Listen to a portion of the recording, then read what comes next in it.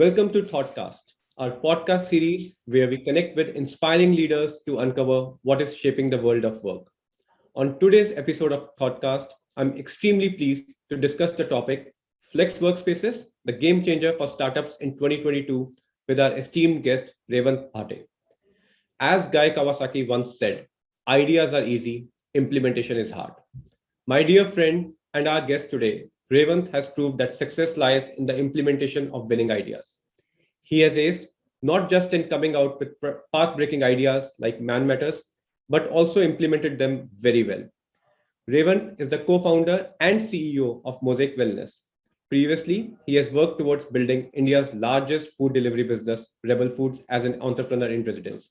He comes from an investment banking background and is also an alum of IIM Kozhikode. Welcome, Revant. Thanks for joining us. We're excited to have you here with us for an interesting conversation. Thanks a lot, Sumit, for having me. Let's begin with knowing more about your career trajectory.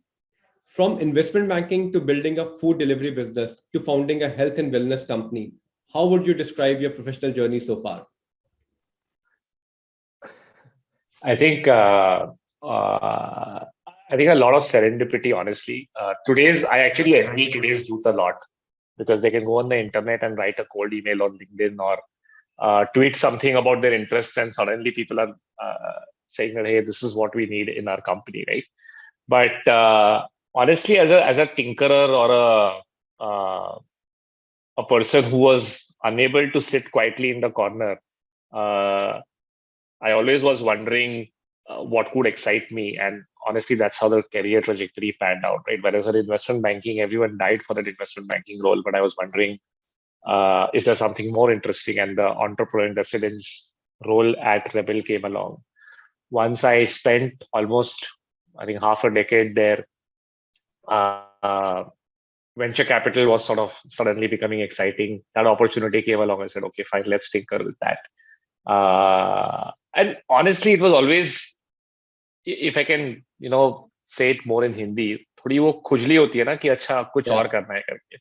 So sorry for the crass language, but that खुजली always kept taking me to something more interesting, right? So I don't think I really thought through how my career should pan out. Honestly, there were people who were willing to take bet on me, whether it was Jaideep with Rebel or Vani with K-Start, or my co-founder, and very privileged to have top VCs in the country who were willing to take bet and say that, yeah, let's roll the dice and see. I think you can do well at this, right? So I think once you are able to get people to take bets in you,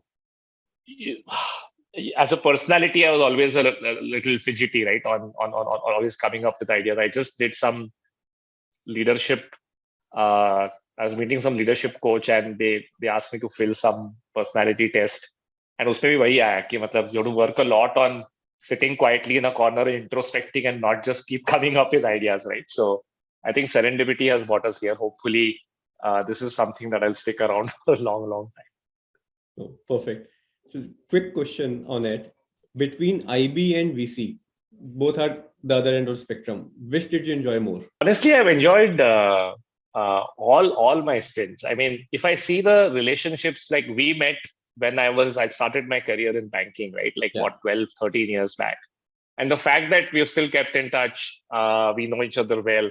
I really have enjoyed building relationships across all of these years, right? Whether it was in commercial banking, then investment banking, then as an entrepreneur in residence at Rebel, most of the angel investors that we could get in our round when we started this were folks I had built relationships when I was at Rebel, right? Yeah. Kunal, Jiten, Vinod, there's a bunch of folks who helped us shape what Rebel would be in our journey. Even in VC, I mean, the kind of networks you build, the kind of relationship with the founders that I invested in. In fact, when I left, I then reinvested my personal money in those founders, right? I think the real joy of any stint should be in the relationships you build and the relationships you carry into the future, right? And I think that honestly, every stint has been very, very enriching in that respect. In fact, I still remember folks from my first jobs back in late 2000s were also part of the cap table because they were also there to support me even today when I started this entrepreneurial journey. Yeah. So well said, Revant. So let's say you started Mosaic Wellness in 2020, early 2020, and you found yourself in the midst of pandemic. How did you, tweak your company's workspace strategy back in 2020, and how has it evolved over the last 2 years?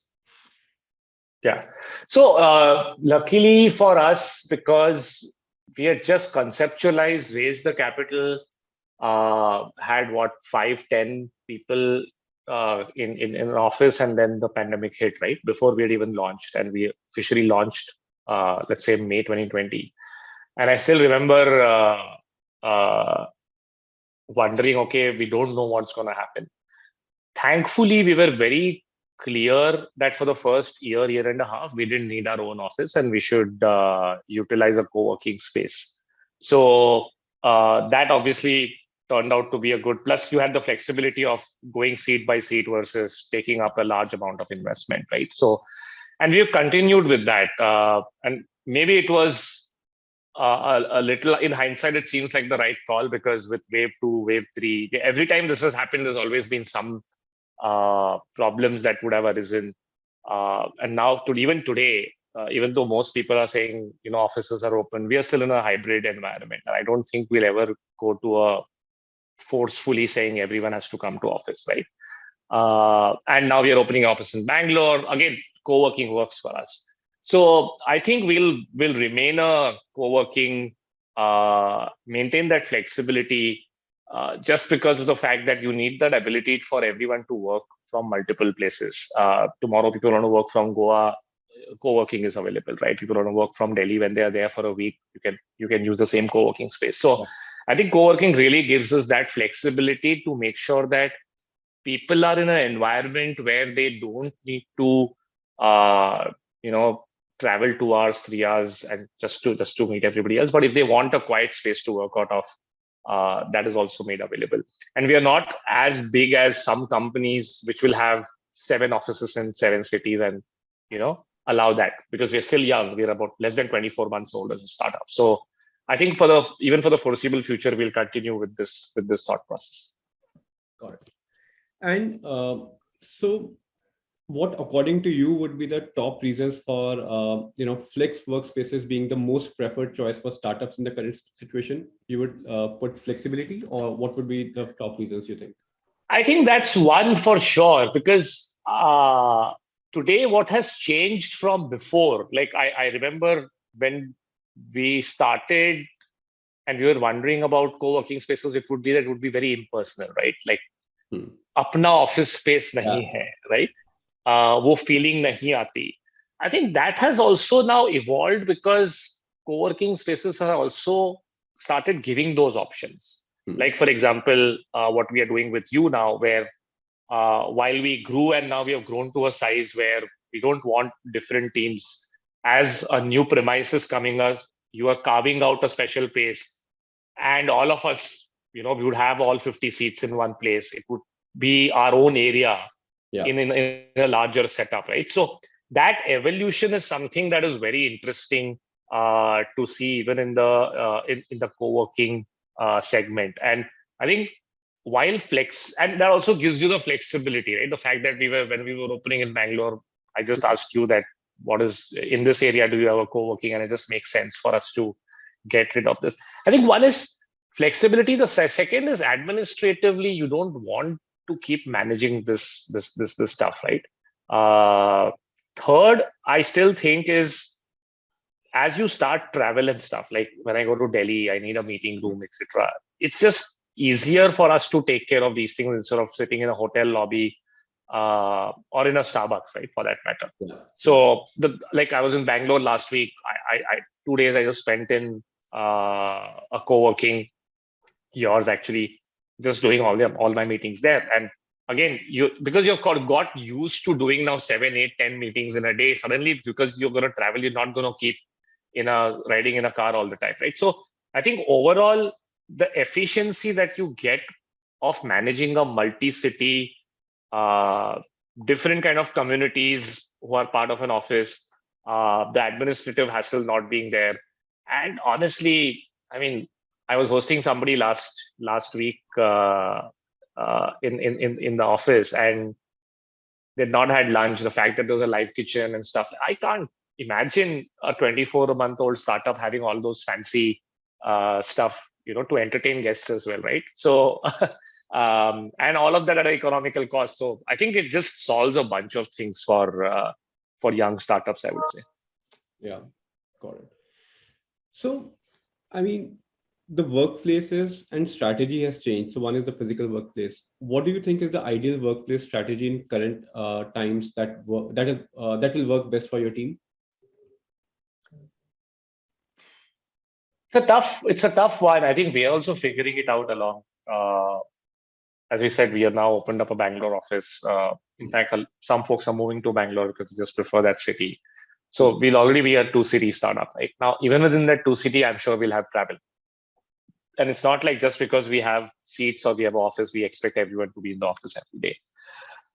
There are folks who are very clear that, for example, my co-founder, right? He just cannot work at home, right? He has his own room. He'll have everything taken care of at home, but it just he can't get into that zone.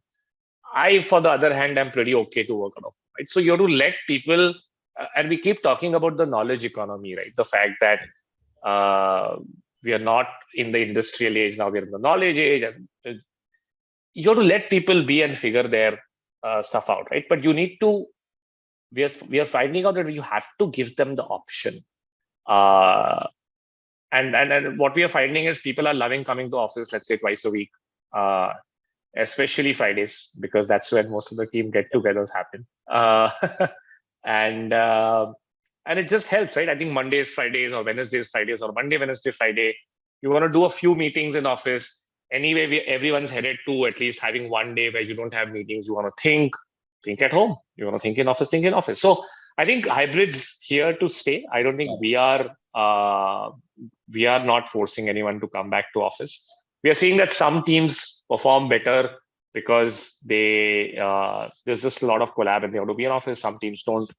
And as long as you can maintain a schedule and figure out a way where everyone can coordinate once in a while and be in office to do the same, it's fine. So we feel that that's what will continue unless something changes again drastically over the next 12 months. And as a product tech organization, we don't expect, I don't see engineers coming back to office anytime soon, right? So with product and tech being the largest workforce who prefers to be remote, I think there's no point trying to fight that battle anymore. Yeah, I agree.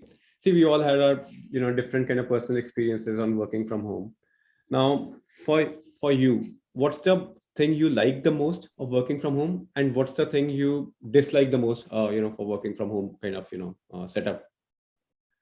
I think for me it's very simple, right? Because I'm a ideas guy. I really want to get on a whiteboard and just get everyone. Hey, I have an idea. Chal chai leke aap. Just whiteboard it out and start discussing that, right? I mean, I'm in the zone then. I really don't come up with a lot when I'm sitting alone and thinking. That's not my style, right? So I have actually seen that I do my best work when I'm with people and just let my mind wander, not when I'm alone, but I'm with people. So that's where my innovation sort of reduces significantly if I'm not, whiteboarding with a few folks. So that was at least the worst for me. And the best thing is honestly travel, right? I mean, I don't necessarily stay close to office. I technically stay outside Bombay, right? So, but yeah, because my family is here, my wife works out of here, my son's school is here.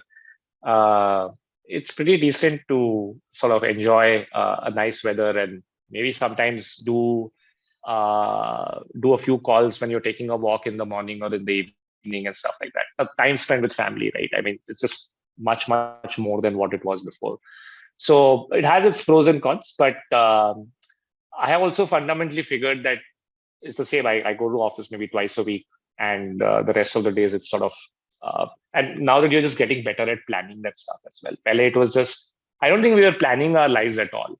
One thing that I think this has happened is because you've always been now remote for a while during, let's say, the lockdowns, and you got used to using the bloody calendar. Yeah. Now everything is calendar. Like my doctor appointment is on my calendar, otherwise I forget about it, right? So it's just useful, right? I think we have become far more structured and productive, even if offices open back up. And like I'm now, earlier I never used to do it, but now I also schedule in, if I'm on the road, I'll also block that amount, because in the I do a few calls and catch up on work, but you start just blocking everything, right? And I know. overall, I think we're just getting better at managing our lives in that sense. So remote, this hybrid, everyone will figure out what works for them and manage it accordingly. Yeah, the day is getting structured. The kids' PTM is also on the calendar now. I actually, the funny thing is, my wife started blocking my calendar for even dinner, right? Like you have to go. Earlier it used to be when you need to go. Now it's even just you need to make sure you get free by now, because you need to have dinner together. Or tomorrow, like for example, I have a monthly on all hands, and I didn't know, but there's a PTM actually tomorrow morning, and I said, okay, but I have a monthly all hands. It's like, nee. So block the calendar so that next time there's no clash like this. So I just helps structure everyone, right? Personal, professional, all of that gets a little bit structured, which is good.